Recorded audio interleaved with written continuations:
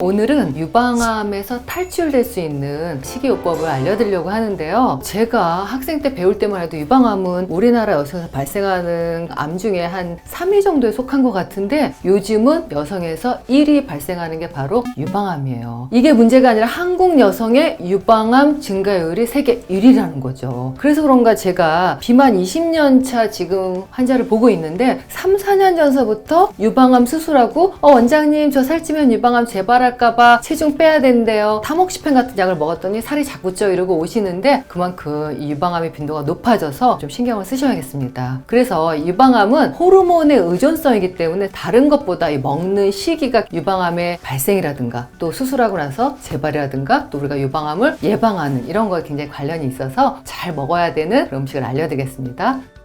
첫 번째는 콩인데요. 유방암은 에스트로겐하고 관련이 있다고 들으셨죠? 근데 콩은 식물성 에스트로겐, 이소플라본, 파이토에스트로겐 이렇게 들어갔고 콩이 식물성 에스트로겐이니까 혹시 유방암을 더 불러일으키는 거 아니야? 이렇게 걱정하시는 분들도 있었거든요. 사실 애매한 논문들이 많이 있었어요. 콩을 먹으니까 뭐 유방암이 또 생겼다, 뭐 아니다 이런 논문들이 있었는데 이 논문으로 우리가 결과를 냈습니다. 어떤 논문이냐면 중국 사람들 7만 3천 명을 대상으로 역학조사를 했어요.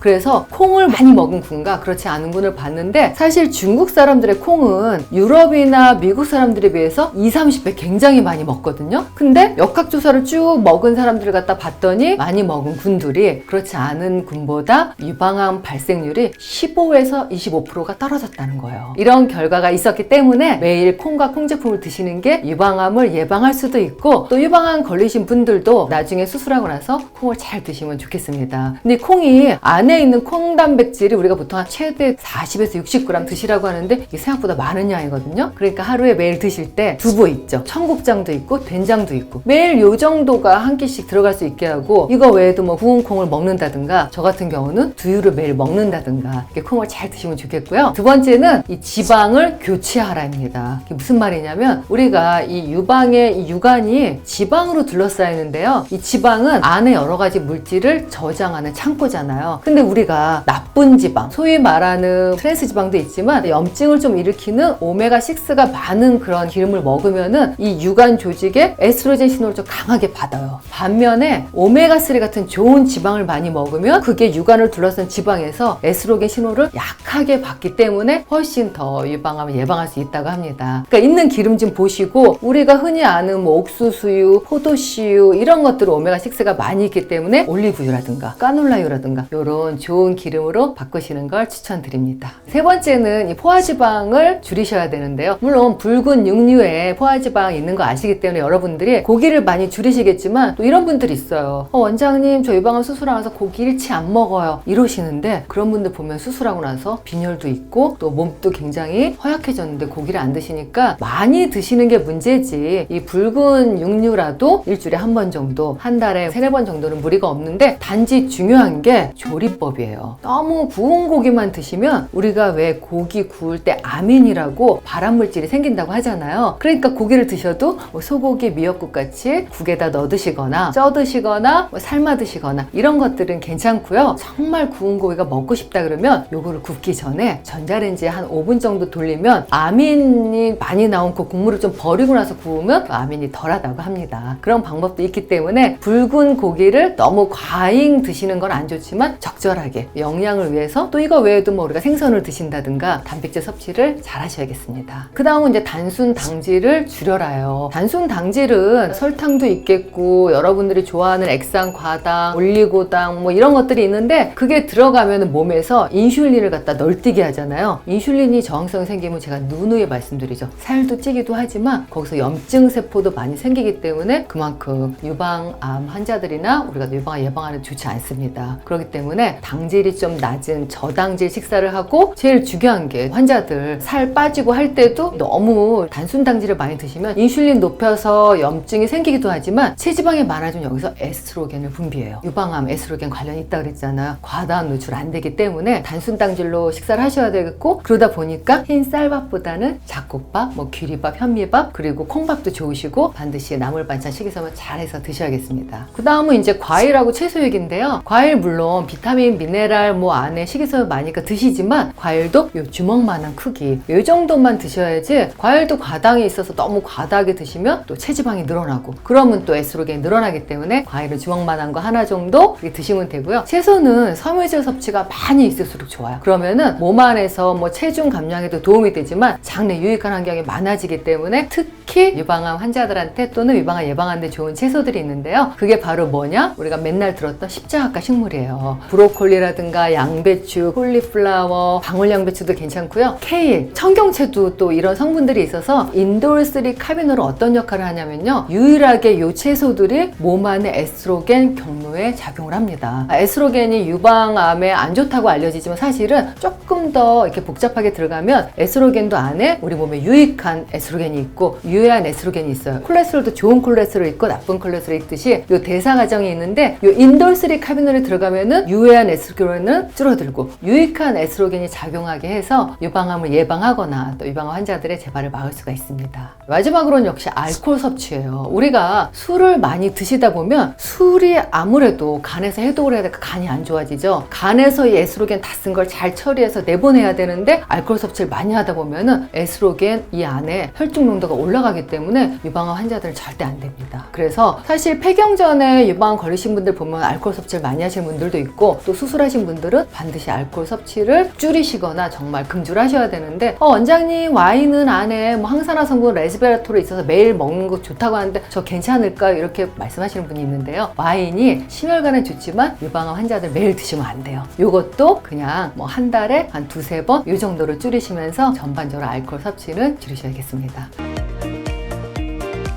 이게 유방암 점점 증가하고 제가 볼 때는 이 시기라든가 생활 습관이라든가 검진이 너무 요즘 잘 발달돼서 증가율이 좀 있는 것도 원인이 있지만 우리가 너무 두려워하지 말고 이런 식이 습관, 그리고 마지막으로 일주일에 3시간에서 5시간 정도 운동을 하면은 유방암 위험률이 한 낮아진다고 하니까 제가 오늘 말씀드린 이 식이요법과 함께 운동 꾸준히 하시면서 유방암 너무 걱정하지 마시고 예방과 탈출하시기 바랍니다. 감사합니다.